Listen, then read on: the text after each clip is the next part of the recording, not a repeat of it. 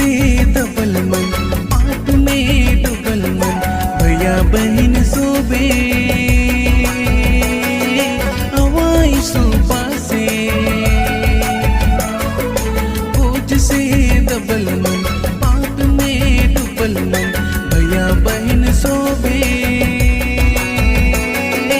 हवाई सुबह से। यीशु बोला थे देव के लिए शांति आना मुक्ति। यीशु बोला थे देव के लिए शांति आना मुक्ति। बोझ से दबल मन, पाप में डुबल मन, भैया बहन सोबे हवाई सुबह से। बोझ से दबल मन, पाप में डुबल मन, भैया बहन सोबे हवाई सुबह से।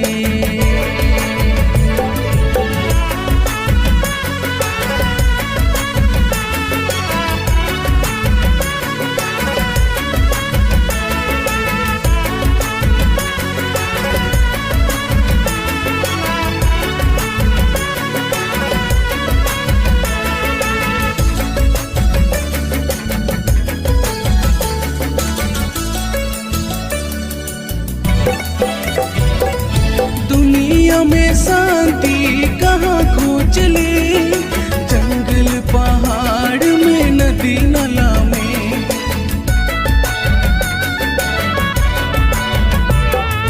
दुनिया में शांति कहाँ खोज ले, जंगल पहाड़ में नदी नाला में।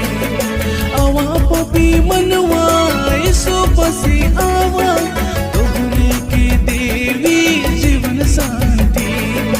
यीशु बोला थे देव के लिए शांति आराम मुक्ति। यीशु बोला थे देव के लिए शांति आराम मुक्ति।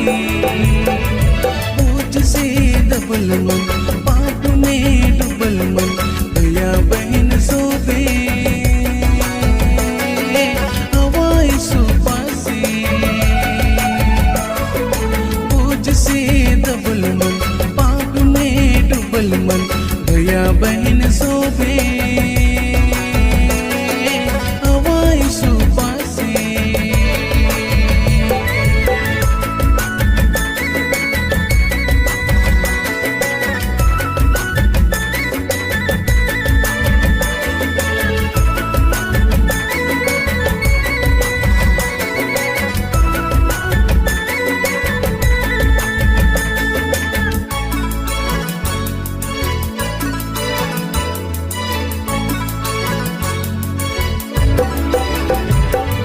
दुनिया में ज्योति कहाँ खोज ले, लड़ाई झगड़ा में हिंसगढ़ा में।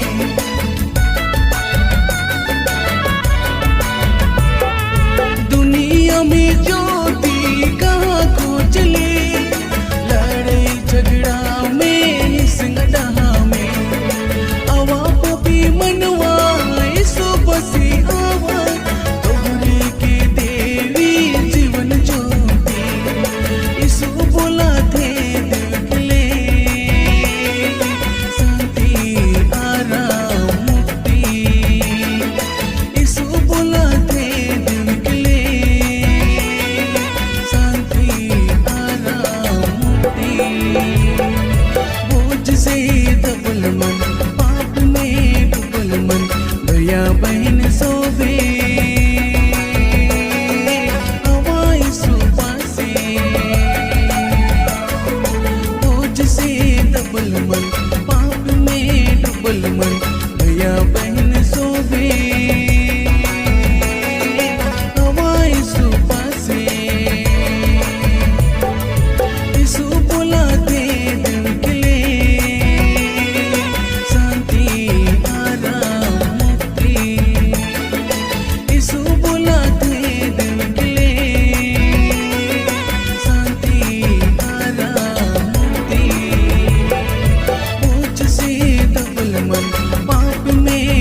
डबल मन, भैया बहन सोबे